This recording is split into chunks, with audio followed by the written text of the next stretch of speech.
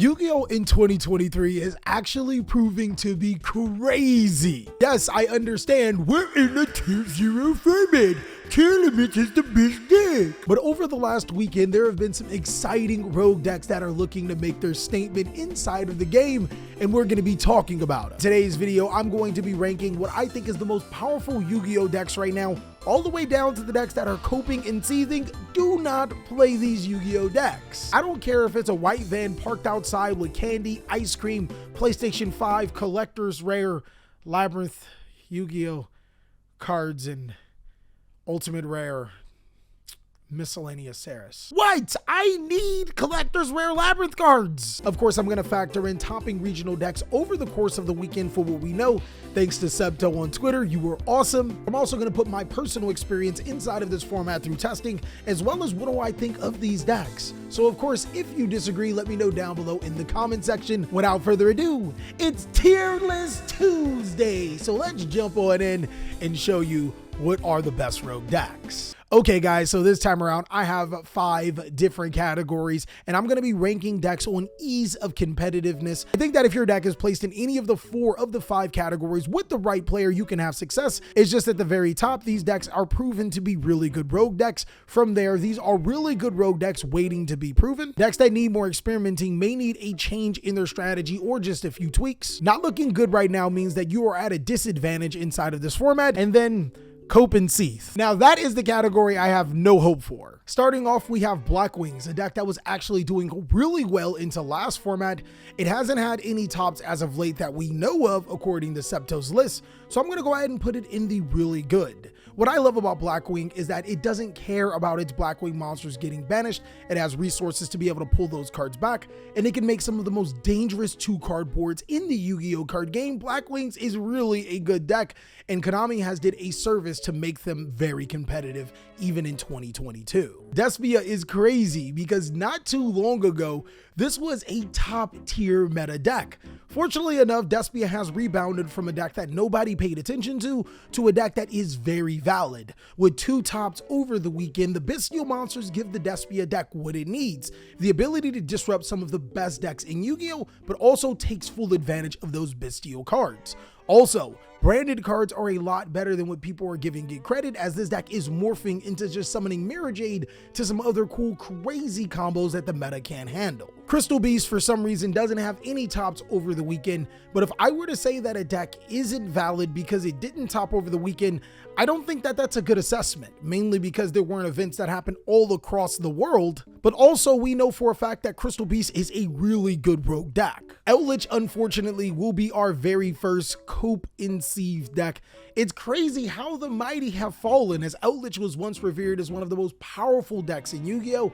But unfortunately, if they get rid of Outlich the Golden Lord inside of an Outlich deck, it's almost game over. And in this format, it's fairly easy to get rid of Outlich the Golden Lord. Another deck that is actually, I had high hopes for this deck, as I thought it would be at one point in time one of the best decks in Yu-Gi-Oh! It is another cope and seethe as a pure deck. The Evil Twin deck, or Live Twin deck for some, really struggles in this format because the Bestial monsters conflict with your Live Twin cards, so that's one avenue. And also, since graveyard removal is a really big thing, banishing the Evil Twin Link monsters has been a prime candidate to be able to stop this deck from playing. Now, if we were to talk about Evil Twin Sprite, I think it's one of the more valid decks in Yu-Gi-Oh! But as a pure deck, cope and seethe, especially since hand traps aren't that good right now. Exo's Stepsister is going to be the first strategy that I'm going to admit that I was wrong about. I thought that this deck would be one of the top perennial contenders, but for right now, it's not looking good. Having Dimensional Fissure and Macrocosmos come off the list has had the adverse effect for Exo Sisters from what I've been observing. Players have been playing less graveyard reliant decks, which means that Exo Sisters won't be able to trigger their effects as easily. I do think that Exo Stepsisters could be really good if Tier Limit is dominant, but we're only into the very first event, and Tier Limit has not completely massacred Yu-Gi-Oh!, which I think is a good sign. OT has no formal tops, but this deck has moved in the ranking as being a really good deck. It was almost like the Forbidden List helped this deck more than almost any other deck in Yu-Gi-Oh!, as both Dimensional Fissure and Macrocosmos and the scares of those cards, as well as Dimension Shifter, really work in Goaty's favor. This deck is completely unaffected fact, it doesn't need to play it, but if those cards are banished, it just triggers your Goaty monster's effects. Also, being able to synchro summon on your opponent's turn and get rid of some of their most important cards is the reason why I think Goaty is a really good deck, despite it not being able to top over the weekend. And speaking of Dimensional Fissure as well as Macrocosmos, on the flip side, it feels like Grin Maju is going to need more experimenting. I personally think the best version of Grin Maju would be a stun variant using cards like Inspector Border to be able to beat down your opponent, and then when there's enough banished cards, being able to normal summon Grin Maju with the Unga Bunga attack is literally game. Fortunately, even with all of the tools, Grin Maju has not shown any signs of life. Back to the drawing board we go. Now everybody needs a hero, and this is another deck that has all of the tools. Masked Hero Darklaw is a one-sided Macrocosmos Dimensional Fissure. Destiny Hero Plasma is a one-sided skill drain. It's almost perplexing how heroes have not put things together inside of a format where Graveyard is important for some of the best decks in Yu-Gi-Oh! And so is being able to activate their most important monster effects on the field. I've always thought personally of Hero as a going second OTK type deck, but with all of the tools of it being able to go first and with no Nibiru on the format, I think Hero players will have to go back to the drawing board to figure this deck out and make it one of the better decks in Yu-Gi-Oh! Kashtira is a deck that you guys are going to have to pay it its flowers one way or another. Either it's one of the best decks in Yu-Gi-Oh! Or it's one of the most valid rogue decks. Even right now, Kashtira is really powerful. It gained so much from Dimensional Fissure and Macrocosmos, not that it could main them because it's completely unaffected by it. And I think the biggest problem is that a lot of players didn't experiment with Kashtira right now and just focused on Photon Hypernova, as this is a really powerful deck. The Labyrinth Mummy Milkers easily.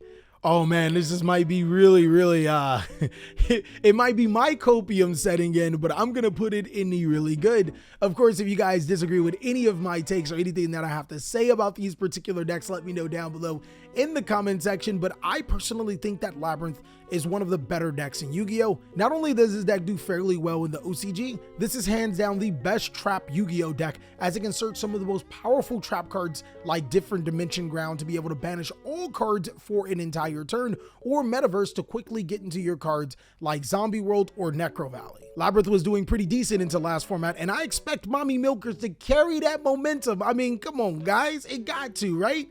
Carrying the momentum. This was not a boob joke that we need. It is the boob joke that we deserve. Earth Machine is a good Yu-Gi-Oh! Deck. It's a good Yu-Gi-Oh! Deck, and it's just not looking good right now.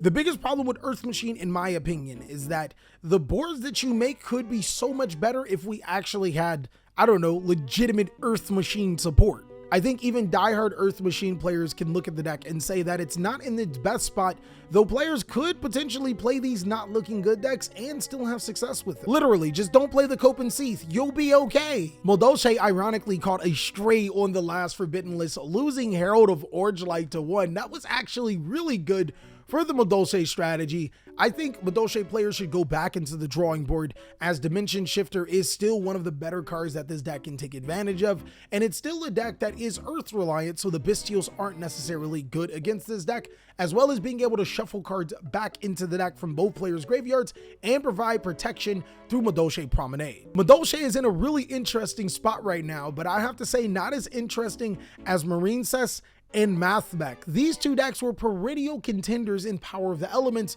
but with hand traps being less and less effective, these decks lose a lot of its power. And while they do have their respective strengths of making them very good decks, both of them being fairly graveyard reliant is not a plus sign. Naturia is such a really weird deck. It's really good, but to be honest, I think that that's a disappointment. Naturia Shizu, with its accomplishments from last format and coming into this format, should be a valid Yu-Gi-Oh! Deck, but unfortunately, I think what plagues it the most is its consistency issues. Regardless whether you play the Runic version or the Ishizu version, or maybe a combination of both, this deck is still a really good deck, and though that's disappointing, that's still pretty good for Notorious. Me and TJ stay in the lab with this punk deck. We're not giving up on the strategy. I think it does need more experimenting. Either me, TJ, TJ, a combination of me and TJ, or other players need to top with this deck to solidify it as an amazing Yu-Gi-Oh deck, but my hopes for it is actually a really good to valid Yu-Gi-Oh deck because of all of the combinations and the power that it has. Like seriously, the only reason why it's in need more experimenting and not really good, which I'm actually just gonna put it right there, is because there's not enough players playing Punk. I think players have figured out that Rika is a good deck. Respect the field spell card. Unfortunately for Rika, it is a graveyard reliant deck, and while it doesn't play a ton of light and dark monsters, it's not looking good for this deck right now. Huge shooters like Necro Valley and Zombie World are solid counters against the deck. Rika is looking a little bit more fragile into this format, but still is a really good deck. Unfortunately for Dragon Link, this deck just has way too many counters as it speaks right now, and that big board that you make is pretty easy to clobber. I would suggest that Dragon players go back to the drawing board and make a more simplistic approach, using the bestial monsters and maybe settling for a less powerful board that can be easily broken with board breaker cards may be the way to go, as it allows you to save your hand resources. Scareclaw actually does have a regional top, but this was a deck that was already doing really good into the last format. Scareclaw cards are actually pretty good, and you can mix it with some pretty good engines as well, like the Bestial and Adventure token. This deck is actually really solid. Sword Soul actually did get a top over the regional weekend. I don't think that that one top is enough, but I think the cumulative tops that is occurred over last format and this format is enough to put it in the really good. I'm actually surprised that the Sword Soul deck is doing so well, but it is a deck like Scarecrow that could play under Macrocosmos, Dimensional Fissure, and Shifter. It's just not necessarily a deck that would main them. Thunder Dragon is a really good deck that, in my opinion, just needs a little more experimenting, needs those players to actually back this deck up and genuinely play it to its full extent.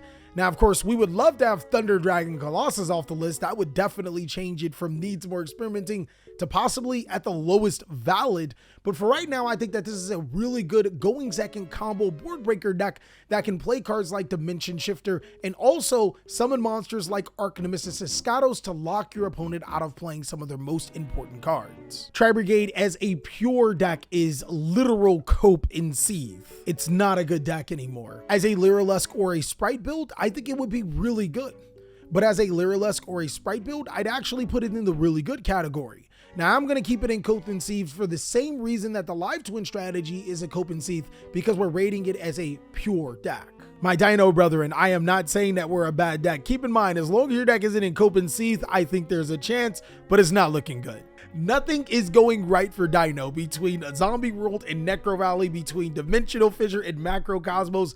Nothing looks good. On the flip side, a deck that doesn't care about any of those is Umi. It's a pretty good deck in this Yu-Gi-Oh card game. I think Umi definitely benefits from being able to protect the spells and traps, meaning that it can protect cards like Dimensional Fissure if you decide to play it in the deck. And also, since it's not a dark or light reliant deck, it doesn't care about cards, or a lot of cards that do manipulate the graveyard. Dark World just came out as a structure deck. I think it is going to need a little bit more experimenting, and I got to give praise to Konami. I didn't think that this deck was going to be really good, but I actually have high hopes that it could be in the really good and valid deck after experimenting is over. Dragon Maids actually did top a regional, and it's crazy.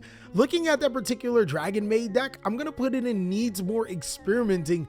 I think that this is exactly what I was talking about with the dragon-based deck. This particular dragon deck uses Heretic Seal and Dragon Maid Tiding, the ultimate combo, and then let the bestial monsters do a lot of the work, as well as doubling back as those are dragon monsters to help you extend with your plays. This just might be the way to go for dragon decks, and I'm really excited to actually see Rocket Dragon Link turn from like a collaboration of decks to an actual Yu-Gi-Oh deck. Mega Knight also got a top at the regional. I'm gonna say that's gonna need a little bit more experimenting. I'm really skeptical about Mega Knights is because anytime players forget about Mega Knights and then stack cards in the same column, this deck is amazing. But it's only when your opponent remembers that is when Mega Knight can show its true value. So let's see if this trend continues with Mega Knight. Mutant is another deck that got a top, and I'm gonna say it's gonna need more experimenting as well.